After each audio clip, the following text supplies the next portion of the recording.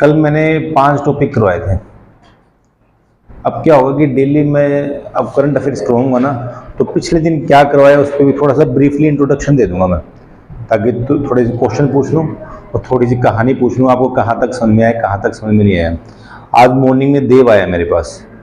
देव ने मुझे बोला कि आपने एलन मस्क की एक बात बोली थी, जिसमें आपने बोला था कि न्यूक्लियर बम वहाँ पर फोड़ देंगे तो वहाँ पर एटमोसफेयर बन जाएगा। तो सर ये कैसे बनेगा और कैसी कहानी होगी? और आपने किसी भी वो क्वेश्चन मुझसे नहीं पूछा, तो आपको पूछना चाहिए था। मैंने बोला था ना कि एलन मस्क ने कहा था कि लाइफ वहाँ पर तब डेवलप होगी, या लाइफ डेवलप होने की पॉसिबिलिटी तब होगी जब वहाँ पर कोई न्यूक्लियर बम फोड़ देंगे। अब ऐसा क्या पर्पस था उसका, क्यों था, वो मैंने बताया नहीं, मुझे लगा आपको पता होगा।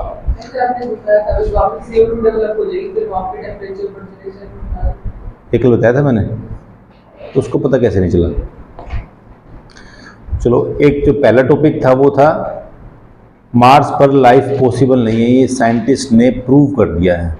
उसका जो बेसिक रीजन है वो कोर उनका सॉलिड है। अर्थ की 3 लेयर्स होती है एक होती है क्रस्ट, दूसरी मेंटल और तीसरी कोर। जो हम सरवाइव कर रहे हैं अर्थ पर सरवाइव इसलिए कर रहे हैं क्योंकि जो सन की जो डेंजरस रेज है, डेंजरस किरणें हैं, वो हमारे तक पहुंच नहीं पाती, और उसको जियो मैग्नेटिज्म, जो कोर के अंदर जो मैग्नेट निकलता है, मैग्नेट की वेव निकलती है, उससे अर्थ चारों तरफ से प्रोटेक्ट हो जाती है। अब जब चारों तरफ से प्रोटेक्ट हो जाती है तो अर्थ की, सन की रेज हम तक नहीं पहुंच पाती, जो डेंजरस है, जिसके कारण हम सरवाइव कर रहे हैं कंटिन्यू अर्थ पर। तो ऐसी प्रोटेक्शन लेयर तो हर प्लेनेट पे होनी चाहिए अगर सरवाइव करना है। तो जहां पर भी हम रहेंगे तो हमारा तो मुख्य पर्पज ये है ना कि हम सरवाइव कर पाए वहां पर। अब सरवाइव ही नहीं कर पाएंगे वहां पर तो फिर क्या फायदा? हम इतनी इन्वेस्टमेंट करेंगे, भारी भरकम यहाँ से मशीन लेके जाएंगे वहां पर, पता लगा सन की रेज़ाई हमको उड़ाकर लेगी, सब भस्म कर देगी वहां पर। और ऐसे एविडेंस भी मिले हैं कि वहां पर पहले नदी की धाराएं, रिवर बहती थी काफी, लेकिन जब उसका मैग्नेटिज्म खत्म हुआ ना, कोर जब सॉलिड हुआ, तो उसका मैग्नेट वेव या प्रोटेक्शन लेयर था ना, खत्म हो गई, जिससे सारा का सारा सन की रेज आई और उसको इवेपोरेट हो गया, सारा वाष्प हो गया सारा पानी। तो लाइफ पॉसिबल है नहीं, और कोई भी लाइफ के कोई चिन्ह मिले नहीं हम लोगों को, चिन्ह मिलेंगे भी नहीं। मान लो अरबों साल पहले कोई लाइफ होगी, या पानी होगा, या किसी प्रकार की कोई चीज़ होगी, तो अरबों साल में उसका डिग्रेडेशन हो जाएगा ना। अब देखो, हमारी देख लो अर्थ पर, अगर कोई घर है वो 5-10 साल तक उसकी पुट्टी ना करवाए जाए, उसको रख रखाव ना, उसकी मरम्मत ना करवाए जाए, तो वो भी जर्जर होने लग जाएगा। तो कितना नया बनाया हो आपने घर, तो तभी सरवाइव होता है जब कंटिन्यू पेंटिंग होती रहती है, ऊपर बाहर थोड़ी थोड़ी दरारें आती हैं, उनको भरते रहते हैं, कंटिन्यू कंस्ट्रक्शन चलती रहती है घर में, कुछ ना कुछ साल में 2 साल में कभी टूटेगी, कभी किसकी की, तभी तो सरवाइव हो पाता है वो। तो लाइफ मिलनी वैसे भी इम्पॉसिबल है वहाँ पर, क्योंकि डिग्रेड हो जाएगा कुछ भी। और जो दूसरा टॉपिक था वो किया था मैंने वेस्ट बंगाल के इलेक्शन पर। अब किसी भी डेमोक्रेसी के सरवाइव के लिए इलेक्शन होना बहुत ही कंपलसरी है, और इलेक्शन का फेयर और ट्रांसपेरेंट होना उससे भी ज़्यादा ज़रूरी है कि दिखे कि ट्रांसपेरेंट हो रहा है। क्योंकि बेसिकली डेमोक्रेसी का अर्थ या मीनिंग तो यही हो गया ना कि वहाँ की जनता डायरेक्ट ये चुनेगी कौन हमारा रिप्रेजेंट करेगा, कौन हमारी काम की पूर्ति करेगा।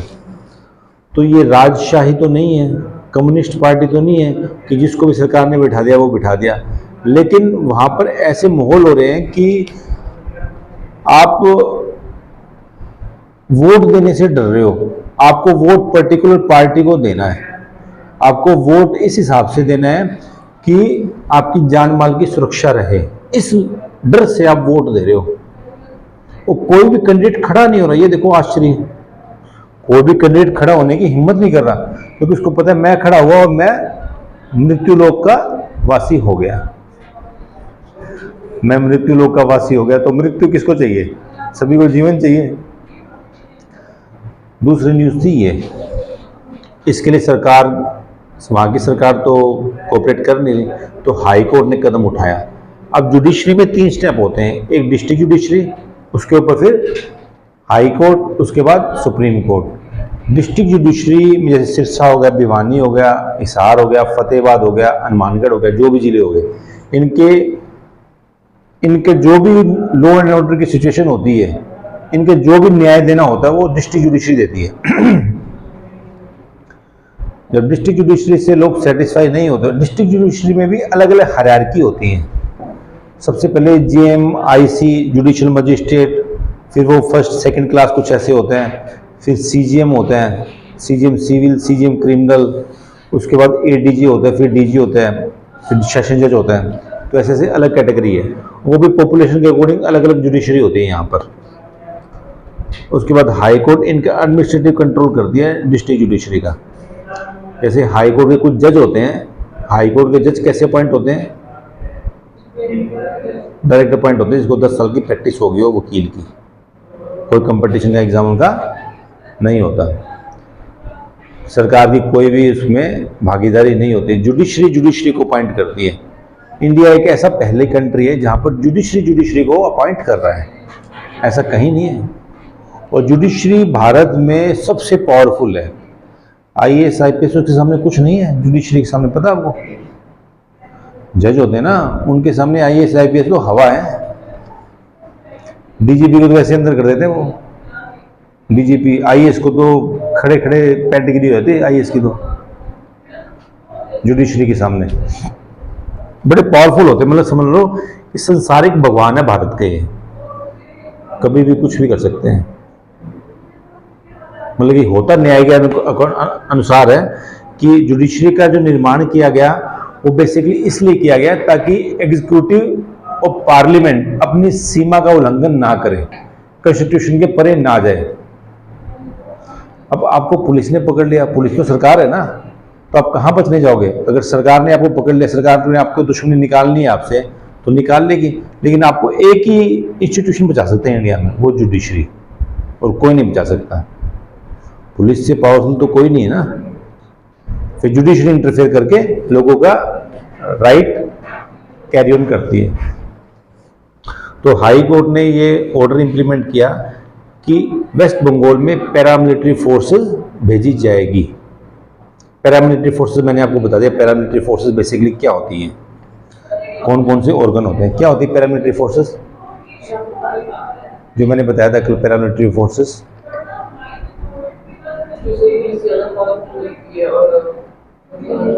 क्या होती है बताओ बेटा?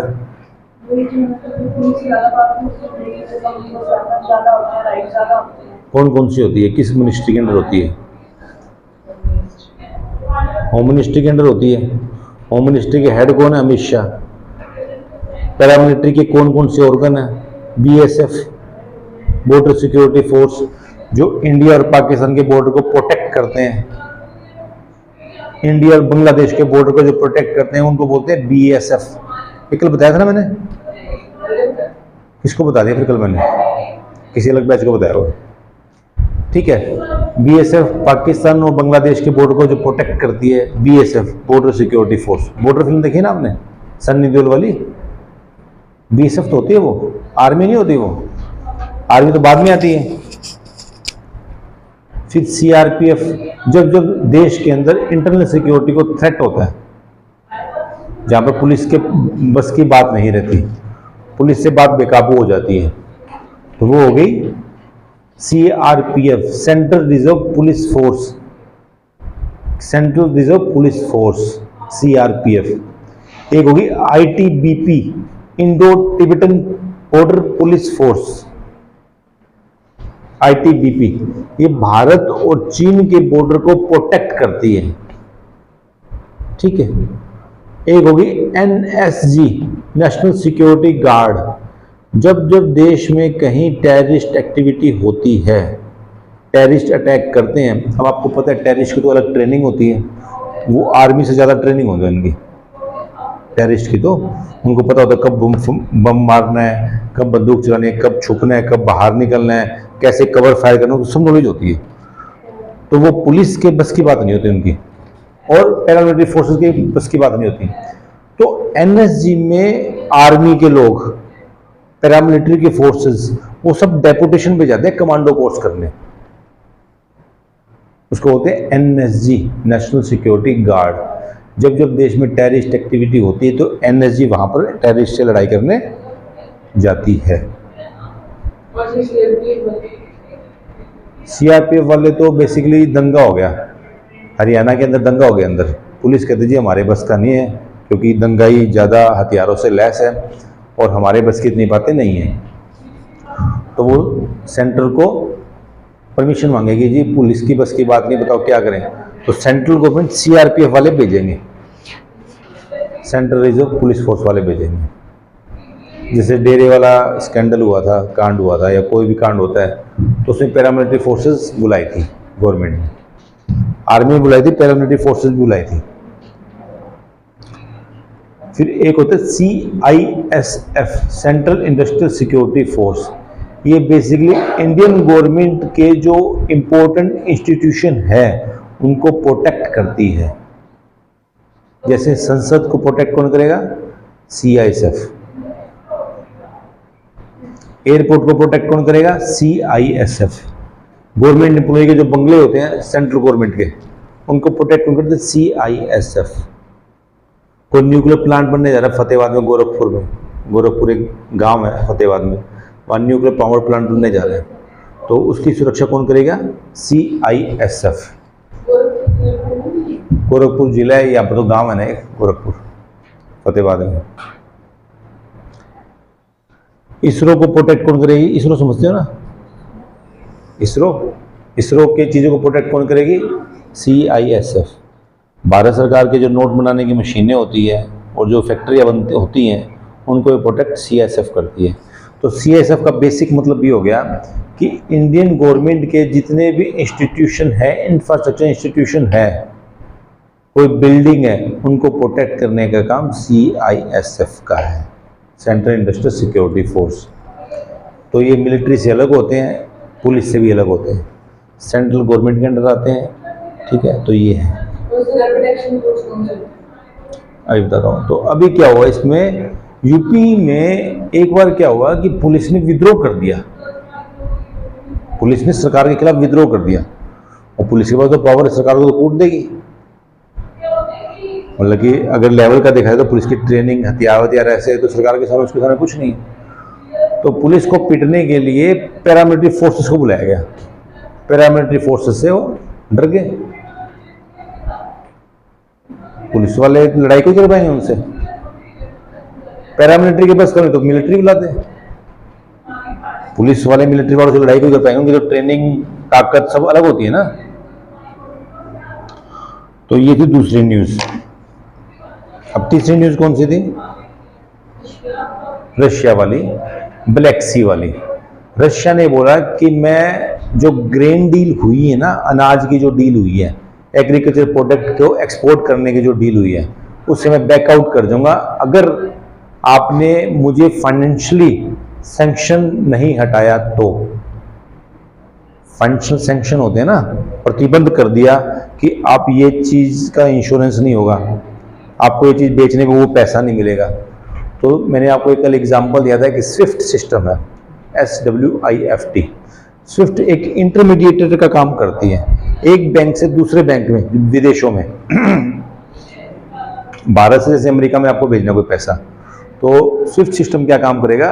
ओके करेगा उसको, आपने पेमेंट की, उसने कहा ओके, फिर वहां गई, फिर ओके, उस बैंक से भी कंसेंट लेता है, इस बैंक से भी कंसेंट लेता है, उसको बोलते हैं स्विफ्ट, ठीक है। तो रशिया ने बोला कि मैं बैकआउट कर दूंगा अगर आपने ये डील इस प्रकार के सैंक्शन फ्री नहीं किया तो। और चौथी क्या है? कौन सी?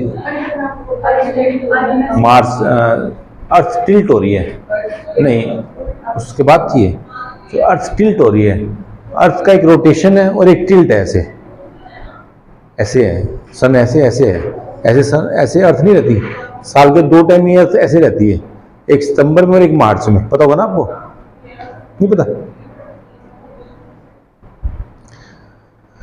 तो जब अर्थ टिल्ट है तो कहने का मतलब है कि अर्थ का एक मास है। अर्थ का मास का मतलब है अर्थ के ऊपर जो बोझ है ना, अलग अलग चीजों को, पहाड़ का, पर्वत, पहाड़, मैदान, नदियां, सैकड़ों सालों से, लाखों सालों से नदियां चलती आ रही हैं, ठीक है, कोई पठार, कोई प्लेट्यू, कोई भी अंडरग्राउंड वाटर। तो अर्थ का बैलेंस उनसे बना हुआ है कि भिन्न भिन्न टाइप में बोझ, अलग अलग वेट है सबका।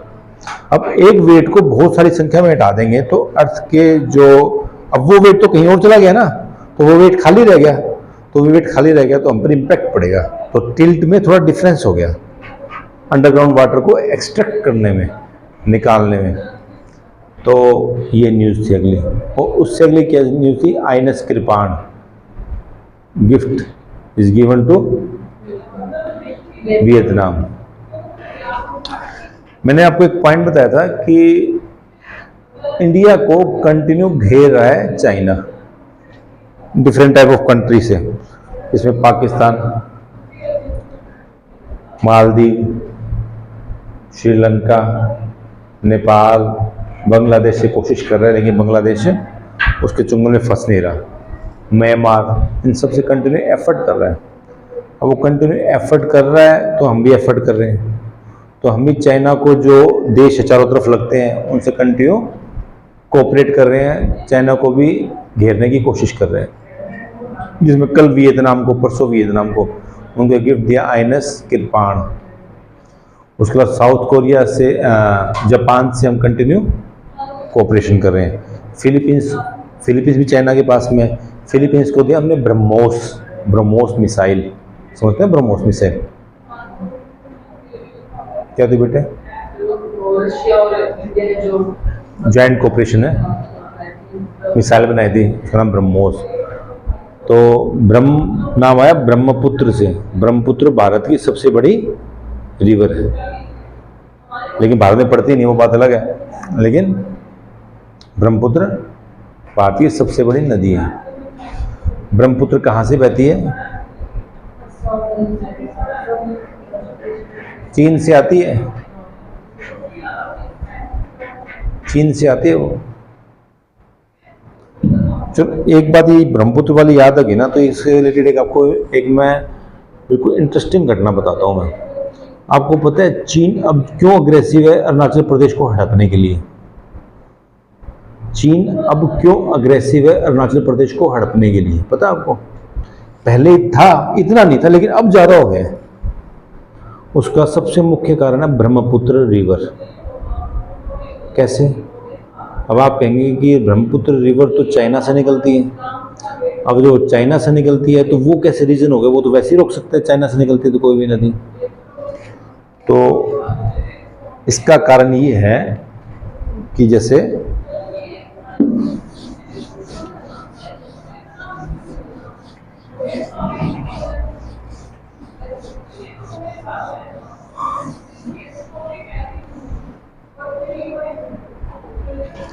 इसका कारण ये है कि जैसे चाइना यहाँ पर है ऊपर, ये इंडिया है, चाइना से यहाँ से ब्रह्मपुत्र नदी आती है, ब्रह्मपुत्र रिवर आती है, ठीक है। ब्रह्मपुत्र रिवर आती है तो ऐसे तो नहीं कि यहीं से आएगी। रिवर के तो अलग अलग पॉइंट होते हैं ना आने के। तो एक नाला मतलब यहाँ पर है, नाला मतलब कि मीठा पानी, उसको नाले की बात कर रहा हूँ। एक नाला यहाँ पर है तो यहाँ से ब्रह्मपुत्र नदी का उद्गम हो गया। उसके बाद फिर एक यहाँ से है, एक यहाँ से है। जैसे गंगा नदी भी क्या है, बेसिकली एक जगह से नहीं आती। हम बोलते हैं कि गोमुख से आती है, ऐसा नहीं है। गोमुख से तो ओरिजिन हो गया उस छोटे से पानी की धारा का, लेकिन साथ साथ में छोटी छोटी धाराएं मिलती रहती हैं। जैसे गंगा नदी में गया एक साल पहले, लास्ट अप्रैल में, मैं 10-12 दिन वहीं था। मैं गया जंगलों में, तपोवन में और कई जगह गया था। तो उसमें छोटे छोटे झरने थे, और झरने में मतलब कि ऐसे हजारों झरने हैं। वो हजारों झरने जब ऐसे मिलते हैं ना, एक झरना गिर गया वो गंगा नदी में मिल गया, फिर दूसरा झरना वहां से आ गया, तीसरा झरना वहां से आ गया। तो मैंने ऐसे देखा हजारों झरने हैं जो गंगा नदी का निर्माण करते हैं। तो गंगा नदी का जो ओरिजिन है वो तो वो वहां से हो गया, लेकिन साथ में छोटे छोटे झरने, छोटे छोटे जो नाले, छोटे छोटे जो पानी की धाराएं होती है ना, अलग अलग जगह से बहती हैं। तो इसका एक सर्वे हुआ 2011-12 के आसपास, पता नहीं 20-21 के आसपास या उससे थोड़ा पहले। तो उसमें देखा चाइना ने बोला कि मैं ना ब्रह्मपुत्र नदी पे डैम बनाऊंगा, और डैम बनाकर भारत को ब्लैकमेल करेगा। अभी तक बना लेता वैसे वो, अभी तक वो डैम बना लेता, भारत को ब्लैकमेल करता रहता। लेकिन जब सर्वे हुआ ना उसका ब्रह्मपुत्र रिवर का, तो ब्रह्मपुत्र रिवर का जब सर्वे हुआ तो यहां तक तो बहती है 20% ब्रह्मपुत्र, और जो बाकी 80% है ना उसका जो सोर्सेज है ब्रह्मपुत्र नदी के रिवर का, वो इंडिया में है। यहां से बंद भी कर दे तो हमें कोई फर्क नहीं पड़ेगा, क्योंकि 80% जो ब्रह्मपुत्र का सोर्सेज है ना वो इंडिया से है। इंडिया में छोटे छोटे नाले इसको आके मिल रहे हैं। तो अब ये चीज उसको पता लग गई, चाइना को पता लग गई, तो उस पर कंटिन्यू एफर्ट कर रहा है वो इसको। तो ये एक आपको इंटरेस्टिंग फैक्ट बता दिया जो किसी भी न्यूज में, किसी भी उसमें नहीं आया। समझ में आ गया नहीं? ब्रह्मपुत्र कई रिवर है इंडिया की, उनमें से एक नदी का नाम है ब्रह्मपुत्र। नाम सुना हो पहले? ब्रह्मपुत्र वहां बहती है असम की तरफ, अरुणाचल प्रदेश से होकर। तो ब्रह्मपुत्र पर कंटिन्यू चाइना एग्रेसिव एफर्ट लिए हुए हैं, एग्रेसिव स्टैंस लिए हुए हैं। उस एग्रेसिव स्टैंस को उसने बोला कि ब्रह्मपुत्र पे डैम बनाऊंगा और भारत को ब्लैकमेल करूंगा। कैसे करूंगा? अब डैम बना लिया, पानी को लिया स्टोर, जब भारत से युद्ध हुआ सारा पानी छोड़ दिया, फिर क्या होगा? बाढ़ आ जाएगी हमारे। तो हम बड़े परेशान हो गए। फिर चाइना ने डैम बनाने से रिलेटेड सर्वे करना स्टार्ट किया उसका, ब्रह्मपुत्र का। जब सर्वे किया, बोला अरे ये तो गड़बड़ होगी, 20% पानी हमारे यहाँ तो जो इंडिया में जाता है, बाकी 80% तो इंडिया के छोटे छोटे जो नाले हैं ना, उनको जो सब्सिडरी रिवर बोलते हैं, छोटे मोटे हो गए, वो उस ब्रह्मपुत्र रिवर को बनाते हैं। तो उसका फिर ब्रह्मपुत्र लेने का स्टैंस आगे बढ़ गया कि आगे मैं ब्रह्मपुत्र को लेके रहूंगा, अरुणाचल प्रदेश में कब्जा करेगा तभी लेगा ना। नंबर 1 रीजन तो ये था। और दूसरा रीजन क्या हो गया कि अभी कंटिन्यू है ना फ्रेश वाटर की है ना कमी होती जा रही है। जो अगला वॉर होगा ना फ्रेश वाटर के लिए होगा, पानी पीने वाला पानी के लिए। अभी तो हमें पता नहीं, अभी जैसे थोड़े 10-12 साल और होंगे ना, फिर देखिएगा कैसी तंगी हो जाएगी पानी की। अभी तो हम यूज़ कर रहे हैं भरले से, लेकिन ऐसे यूज़ कर नहीं पाएंगे ज़्यादा लंबे टाइम तक। ठीक है, ये थी, इसलिए हमने चाइना को कंटेन करने के लिए ये सिस्टम किया। एक फैक्ट से दूसरे फैक्ट की तरफ जाना है, ऐसे आपको हैबिट डालनी पड़ेगी। ठीक है, ये थे आपके 5 न्यूज़। इससे रिलेटेड कोई कंफ्यूजन है तो बताओ, कोई भी कंफ्यूजन हो, कोई भी कंफ्यूजन। दीक्षा सब पता आपको? नहीं, जो मैंने बताया वो तो पता है ना। पैरामिलिट्री फोर्सेस क्या होती है?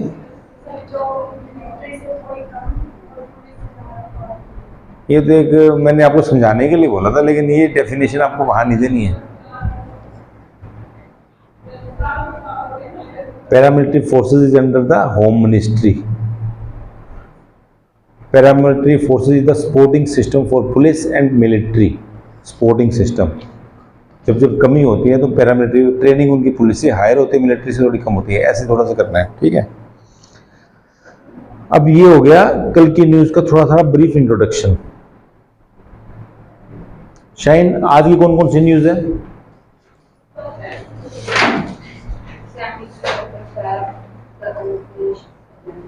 बहुत बढ़िया। अब जो पहली न्यूज है वो है सेमीकंडक्टर फैब का मतलब होता है प्लांट लगाना एक तरीके से। ठीक है, द अनफिनिश एजेंडा, ये बेसिकली क्या है? पहली बात तो सेमीकंडक्टर क्या है?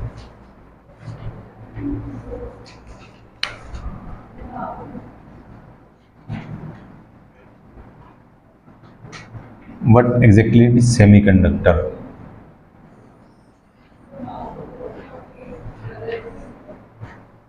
बताऊं को सेमीकंडक्टर क्या होता है? आपको छोटा सा एग्जांपल दे के बताता हूँ मैं। मेमोरी कार्ड तो देखा आपने? मेमोरी कार्ड कैसे होता है? ऐसे होता है मेमोरी कार्ड, देखा होगा ना सबने मेमोरी कार्ड, फोन के अंदर लगता है ना मेमोरी कार्ड। मेमोरी कार्ड के अंदर छोटे छोटे ट्रांजिस्टर होते हैं जो सूचनाओं को स्टोर करते हैं। ट्रांजिस्टर, जैसे आपको एग्जांपल देता हूँ, एक मेमोरी कार्ड में छोड़े, एक माइक्रोचिप में, सेमीकंडक्टर वाले में, इसमें 20 ट्रांजिस्टर होते हैं, 20 टाइप की इंफॉर्मेशन को कलेक्ट करता है। चलो एक एग्जांपल और आपको देता हूं मैं। पहले फोन कैसे थे आपके? बड़े बड़े फोन थे, पहले लैंडलाइन था, उसके बाद बड़े बड़े फोन आए, इतना बड़ा फोन। मुझे याद है हमारे रिश्तेदार में किसी की शादी थी, तो नए नए फोन आए, तो उसमें 8 पता नहीं 16 रुपये कॉलिंग करने के लगते थे। तो वो जो इतना सारा डब्बा लेके घूम रहे हैं ना, उसकी बड़ी वैल्यू होती थी। अब वो चलेगा कैसे? वो चलेगा सेमीकंडक्टर से। अब मान लो कि मैं आपको एग्जांपल देता हूं, जो पहले फोन था ना, मोबाइल फोन सबसे पहले इतना बड़े बड़े होते थे जो, उनमें ट्रांजिस्टर था एक या दो।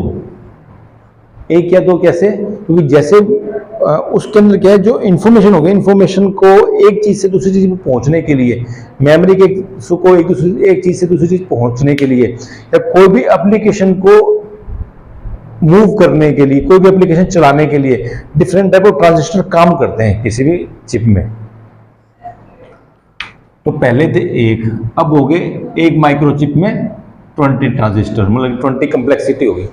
पहले के फोन में क्या था, जैसे नोकिया वाला, आपके पापा वगैरह पास किसी के पास होगा, है क्या किसी के पास छोटे वाला फोन?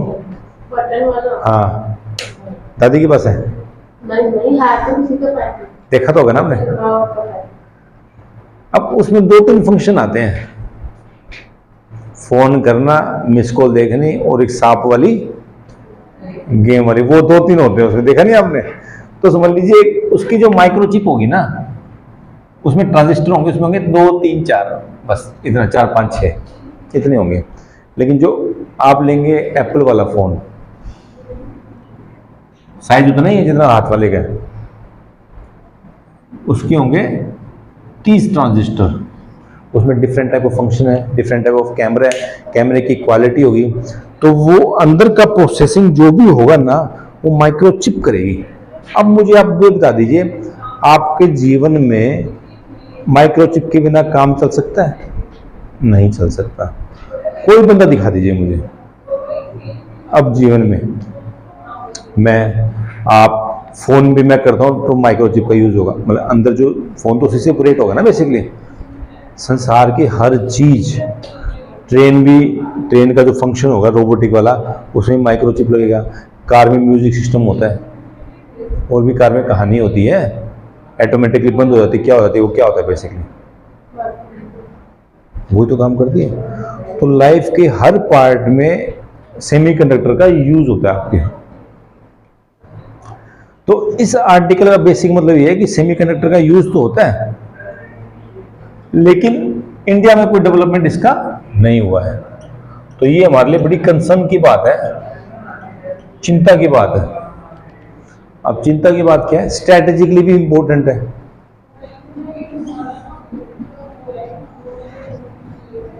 स्ट्रैटेजिकली का मतलब रणनीति के हिसाब से भी काफी नेगेटिव चीज है। अब जैसे माइक्रोचिप में ना, सेमीकंडक्टर में चाइना ने काफी महारत हासिल की हुई है। अब महारत हासिल की हुई है तो चाइना से हमारा का वॉर, तो चाइना पे हम डिपेंड हो गए, तो हमारा तो सारा सिस्टम ही बंद हो जाएगा।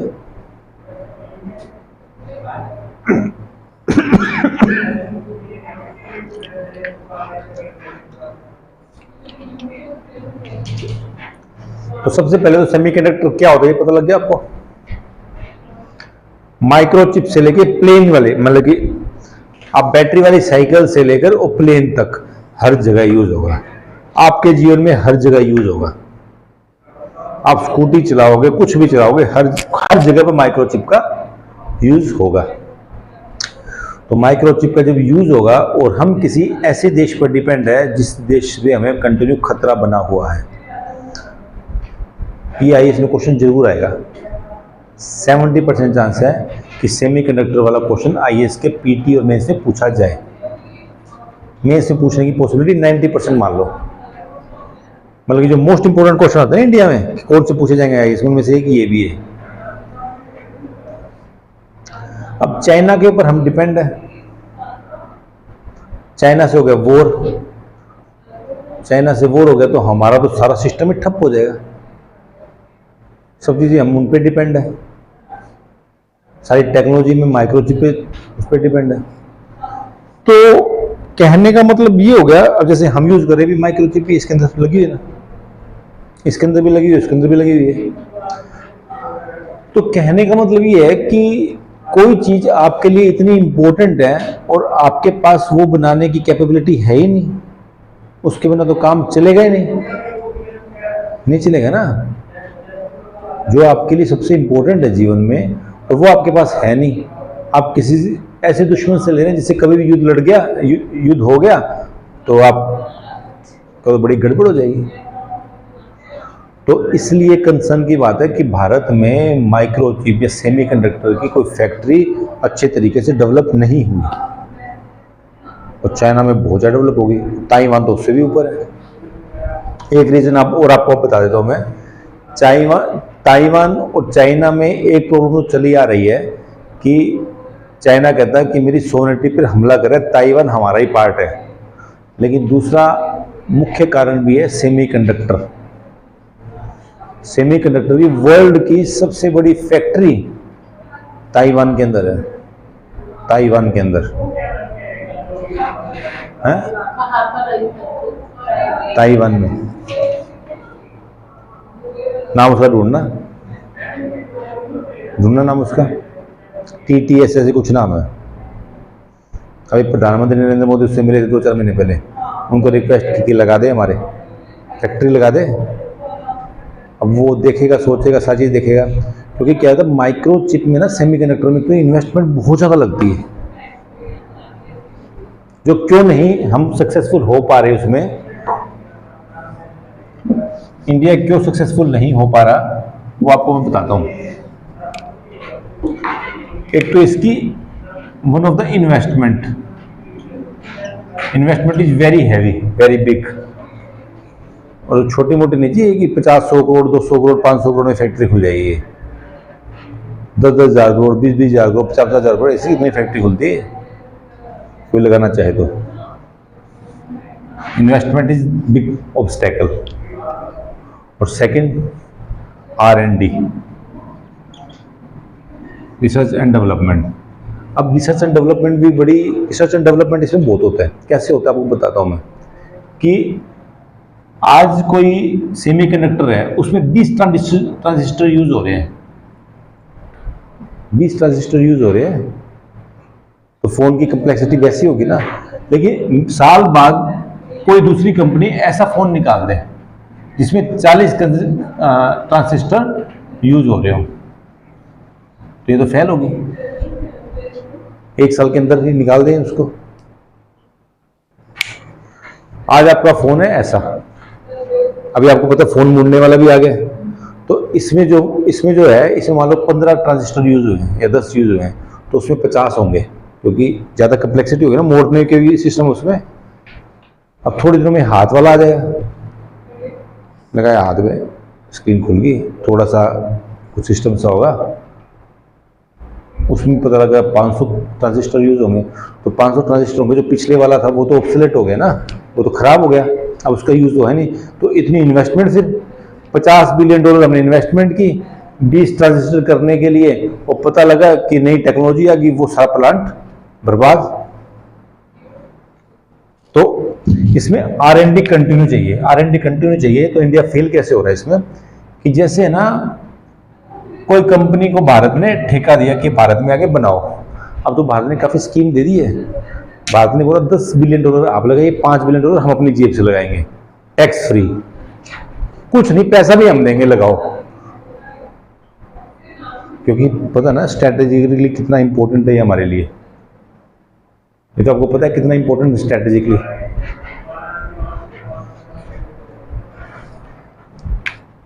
अब आज फैक्ट्री लगाई, इंडियन गवर्नमेंट ने फैक्ट्री लगवाई उस टेक्नोलॉजी के अकॉर्डिंग, और जब तक फैक्ट्री बन के तैयार हुई ना, तभी सेमीकंडक्टर दूसरे वाला यूज होने लग गया, तो इतने इन्वेस्टमेंट तो गई।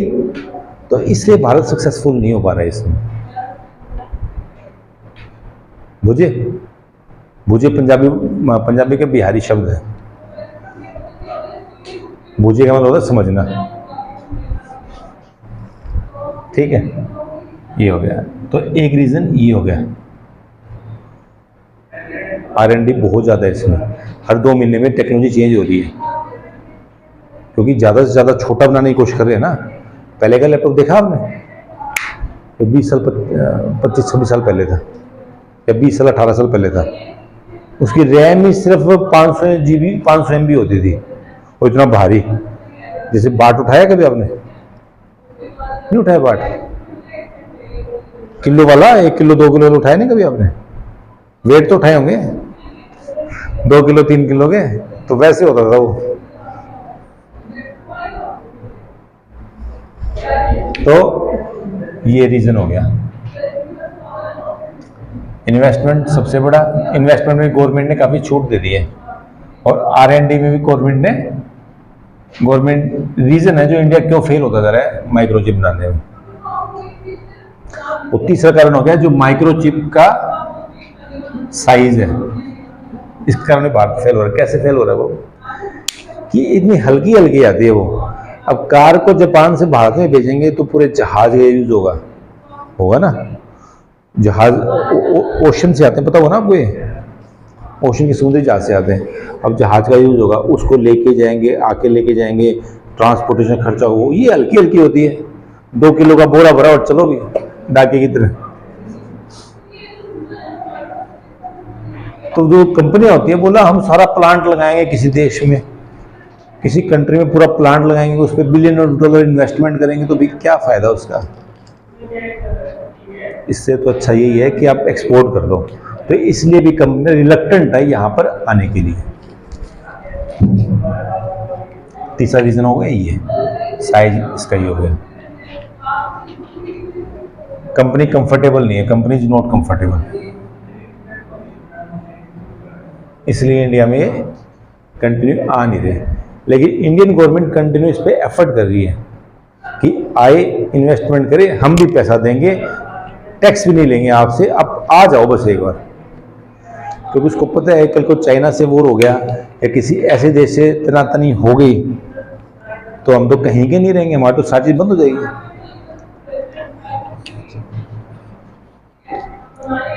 सारी चीज बंद हो जाएगी ना। तो ये रीजन है इसका। और अब हम देखेंगे तो फिर कैसे इसमें सक्सेसफुल होया जाए। अब IAS की तैयारी करनी है तो सोल्यूशन तो हमेशा आपके पास ही होना चाहिए ना। सोल्यूशन तो आपके दिमाग में होना चाहिए। सबसे पहले तो सोल्यूशन निकालना है इन चीजों का। तो जो चाइना की क्या स्ट्रेटेजी थी वो आपको बताता हूं मैं। चाइना की क्या स्ट्रेटेजी थी कि माइक्रोचिप डेवलप करने में चाइना ने कर दी बहुत सारी इन्वेस्टमेंट कि भी माइक्रोचिप बनाओ, यहाँ पर बनाओ, यहाँ पर बनाओ, यहाँ पर। लोग बनाए, फेल हो जा रहे हैं। फेल क्यों हो जा रहे हैं? क्योंकि जैसी बनानी स्टार्ट की वैसे नई टेक्नोलॉजी आ गई तो सारा का सारा प्लान धराशायी हो गया। तो चाइना ने क्या किया, जितनी भी वर्ल्ड की फेल कंपनियां थी ना जो माइक्रोचिप बनाती थी, बोला आओ जी आप हमारे पास आओ, हम आपकी कंपनी को खरीदते हैं। फेल कंपनियां थी, मतलब कि मान लो कि किसी कंपनी का लॉस चल रहा है कंटिन्यू, आप तो उसे छुटकारा पाना चाहोगे ना कि लॉस चल रहा है। तो चाइना बोलता मैं तेरी खरीद लूंगा मैं कंपनी, तो उसको तो फायदा ही है ना। बोले खरीद लो, खरीद तो लेगा, साथ साथ में उसकी टेक्नोलॉजी भी आ जाएगी। तो चाइना ने पहले क्या किया, जितनी फेल कंपनी थी उनको खरीद ली, पौने पौने दाम में मिल गई। फिर उनको बोला अब टेक्नोलॉजी तो आ गई हमारे पास कि टेक्नोलॉजी कैसे बनती है, अब इसको कंटिन्यू डेवलप करो। तो चाइना पहले फेल हुआ, फिर कंटिन्यू उसमें एफर्ट किया चाइना ने। तो जब चाइना ने एफर्ट किया तो उसमें सक्सेसफुल हो गया। नंबर एक बात कि क्या ये हो गया, जैसे चाइना ने किया है वैसा हमें करना चाहिए। और दूसरा प्रोसीजर होगा ATA पे, इसमें शायद नहीं लिखा हुआ नोट्स में, टेक्नोलॉजी। इसे फुल फॉर्म तो बता दूंगा बाद में, उससे पहले आप देख लीजिए कि चलो आप माइक्रोचिप नहीं बना सकते, सेमीकंडक्टर आप नहीं बना सकते, लेकिन कुछ तो करो भाई। आपको दिल्ली जाना है, ट्रेन कैंसिल होगी, हवाई जहाज कैंसिल होगी, ट्रेन कैंसिल होगी, कार कैंसिल होगी, लेकिन आपको जाना भी जरूरी है। तो कम से कम पैदल ही चलना स्टार्ट करो, क्या पता रास्ते में कोई मिल जाए। तो उसी प्रकार से आपके पास ये टेक्नोलॉजी नहीं है, कोई बात नहीं, कोई दिक्कत नहीं है। कोई प्लांट नहीं लगा रहा, कोई बात नहीं। तो आप क्या करो कि इसमें भी तो डिफरेंट टाइप ऑफ आर्ट, जो ये माइक्रोचिप होती है, इसमें भी डिफरेंट टाइप ऑफ कंपोनेंट लगते हैं, 1 2 3। जैसे इसकी असेंबली होगी इन चीज़ों की, ऐसे तो नहीं कि डायरेक्ट बन जाएगी, उसमें असेंबली होती है ना बाद में। प्लास्टिक हो गया, इसमें तारें होगी, असेंबली होगी, इसको मतलब कि फिनिशिंग वाला रिफाइनिंग होगी। तो सारी चीज़ें तो लगाइए आप, इंडिया में कोई प्लांट लगाइए, कोई यहाँ से बुलाइए, कोई यहाँ से बुलाइए, कोई यहाँ से बुलाइए, कोई यहाँ से बुलाइए, और सभी को जोड़िए, यहाँ पर असेंबल कीजिए। जब असेंबल करेंगे तो स्टार्टिंग तो होगी कुछ ना कुछ, आज असेंबल हुआ है, कल कुछ ना कुछ हो जाएगा। तो ये सिस्टम कर लो ना। आप नहीं बना सकते कोई बात नहीं, आप असेंबलिंग तो करना जानते हो ना। अब बाइक बनाना नहीं आता आपको, कोई बात नहीं, लेकिन इंजन मिल जाएगा जापान से, मरगाड़ मिल जाएगा कबाड़ी से, हैंडल मिल जाएगा कहीं और। तो ऐसे कहीं मिलकर जोड़ तो सकते हैं ना आप, जोड़ ही लीजिए। तो इसलिए कंटिन्यू एफर्ट इंडिया को करना चाहिए इस पर, माइक्रोचिप पर। तो ये है, ठीक है। तो ये बड़ा इंपॉर्टेंट है, आईएएस में आने की पूरी पॉसिबिलिटी है। आपको जो क्वेश्चन करके लाना है मैंने बता दिया आपके साथ में। अगर आपने मैन्युफैक्चर नहीं किया तो क्या लॉस होगा इंडिया को, ये क्वेश्चन करके कल करके लाना है।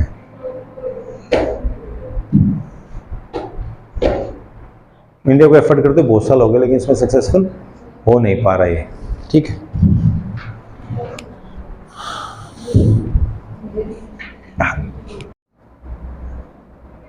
India dollar transfer that beat some GOI welfare spend. B question, ये पूरा तो नहीं लिखा मैंने, लेकिन इसको मैं बता देता हूं क्या कहानी है इसकी, ठीक है। आपके लिए, पूरे देश के लिए खुशखबरी है कि इंडिया का $100 बिलियन रिजर्व बढ़ गया है, फॉरेन रिजर्व का। बिलियन बिलियन बिलियन होता क्या है? फॉरेन रिजर्व होता क्या है?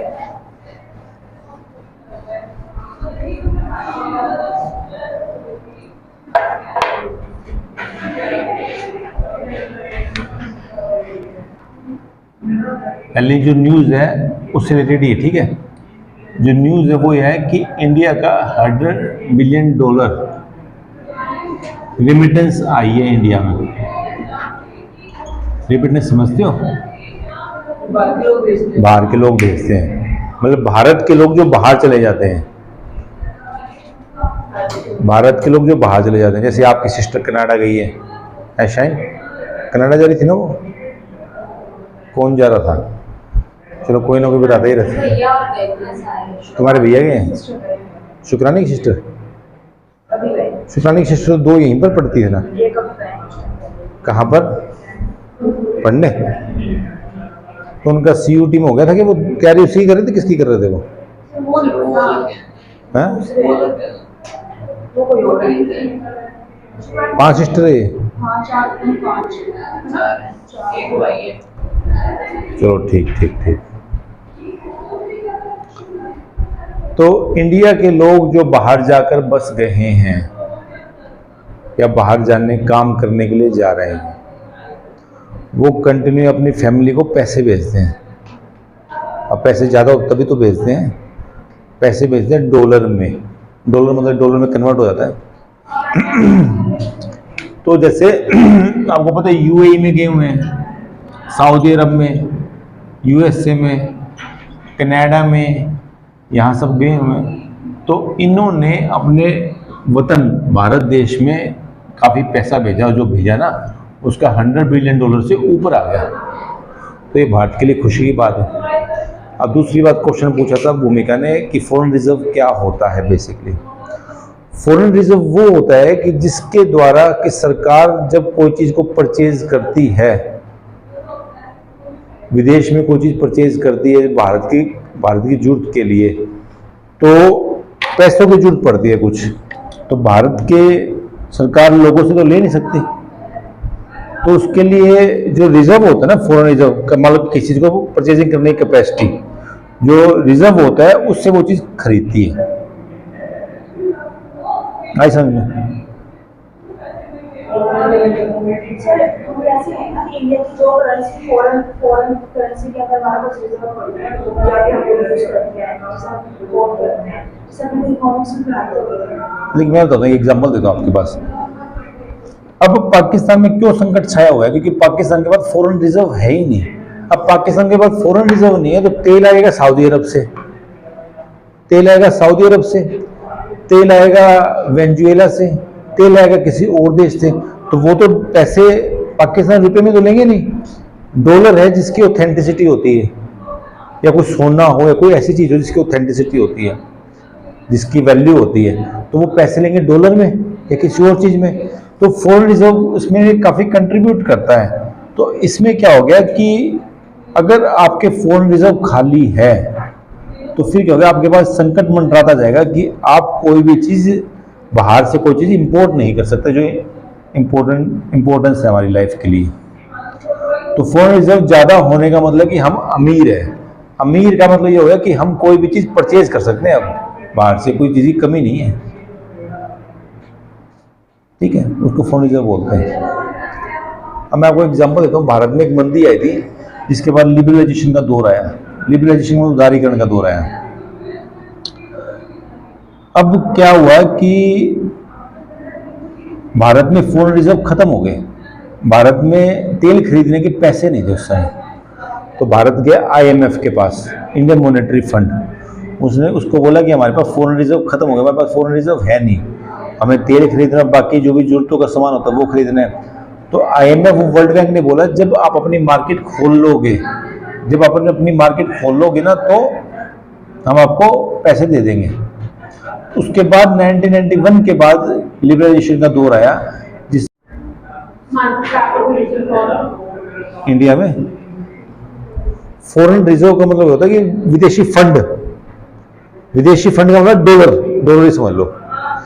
इसका फॉरेन का बेसिक मतलब होता है कि फॉरेन में व्यापार करने के लिए, विदेश में व्यापार करने के लिए पैसा चाहिए। वो पैसा आपके पास कितना है? अब वो पैसा रुपये की वैल्यू तो होगी नहीं पूरे वर्ल्ड में, वैल्यू होगी डॉलर की, तो वो रिजर्व हो गया। आई समझ? तो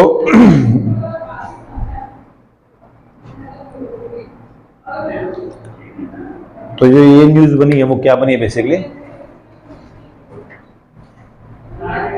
$100 बिलियन भेजे हैं। अब $100 बिलियन का आंकड़ा कैसे क्रॉस कर लिया? अब क्या होता है कि कहीं भी आप पैसे भेजते हो ना तो उसके पैसे लगते हैं, 5-10 हज़ार 15-20 हज़ार लगेंगे। लेकिन अब जब ज़्यादा पैसे हो, 1 लाख 2 लाख 5 लाख जब ऑनलाइन भेजोगे तो उसके चार्जेस लेते हैं बैंक, पता आपको, सर्विस चार्ज लेता है उसके। तो इंडिया में तो इतना सर्विस चार्ज नहीं है, लेकिन पहले अभी तक क्या है कि आपको मान लो यूएई से इंडिया में आपने पैसे भेजे बिहार में किसी रिश्तेदार के, यूएई से इंडिया में किसी ने पैसे भेजे। अब भेजे तो उस पर जो टैक्स लगते हैं, जो सर्विस चार्ज लगेगा, पहले था 9%, 9.5%, 10% इतना लगता था। लेकिन इंडियन गवर्नमेंट ने ऐसी स्कीम चलाई कि जिसके तहत इनका टैक्स कम लगना स्टार्ट हो गया, 4% के आसपास मिनिमम। पूरे वर्ल्ड में तो वैसे 20% भी है एवरेज। लेकिन इंडियन गवर्नमेंट ने पैसा भेजा तो इंडियन जो बैंक है उनको इस प्रकार से निर्देश दिए गए कि आपको इनसे चार्ज करना नहीं है। अब $100 भेजो, $100 9 10 तो सरकार रख ले, मतलब कि बीच में तो फायदा क्या हो उसका, तो बेचने से बचेगा ना, फिर वहां खर्च करेगा, कुछ और करेगा। तो इंडियन गवर्नमेंट ने, ये जो दूसरी न्यूज है ना वो है बेसिकली इंडियन गवर्नमेंट ने ऐसे उनको इंसेंटिव दिए कि आप ज़्यादा से ज़्यादा डॉलर या ज़्यादा से ज़्यादा आप रेमिटेंस भेजिए इंडिया के अंदर, तो हम आपको मिनिमम तरीके से ट्रांसफ़र करवाएंगे आपके रिश्तेदार के या आपकी फैमिली मेम्बर के। तो ये न्यूज़, इससे फ़ायदा क्या होगा, आपका फॉरेन रिजर्व बढ़ेगा तो संकट काल में काम आएगा। ठीक है, तो ये है बेसिकली सेकेंड न्यूज़। और थर्ड न्यूज़ क्या है,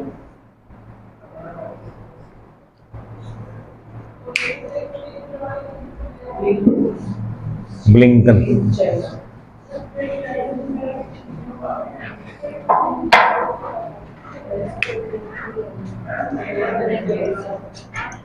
ब्लिंकन मीट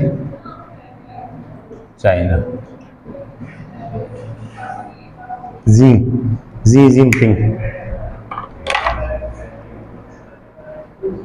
अब ब्लिंकन कौन है? फॉरेन मिनिस्टर है, सीधी सी बात ये है। सेक्रेटरी तो वो बोलते हैं, सेक्रेटरी ऑफ फॉरेन अफेयर्स वगैरह, सीधी सी बात है विदेश मंत्री है वहाँ का, ठीक है। वो विदेश मंत्री है, चाइना से मिलने आया अभी, चाइना से मिलने आया। चाइना से मिला क्यों?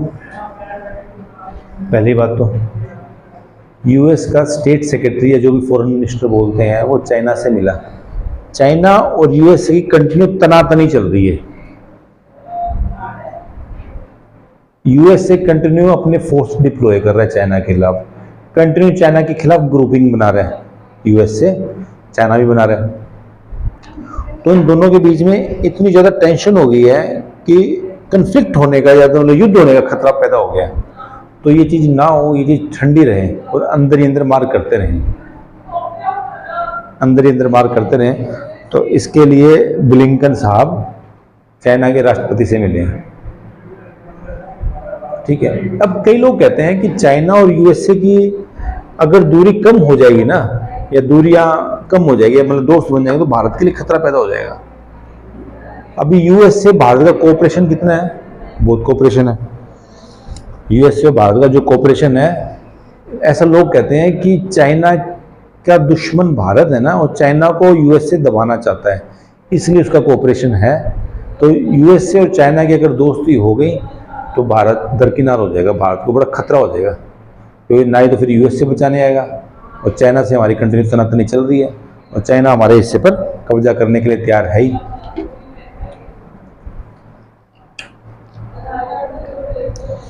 लेकिन ये चीज़ ठीक नहीं है। ये चीज़ क्यों ठीक नहीं है? और ये चीज़ ठीक नहीं है।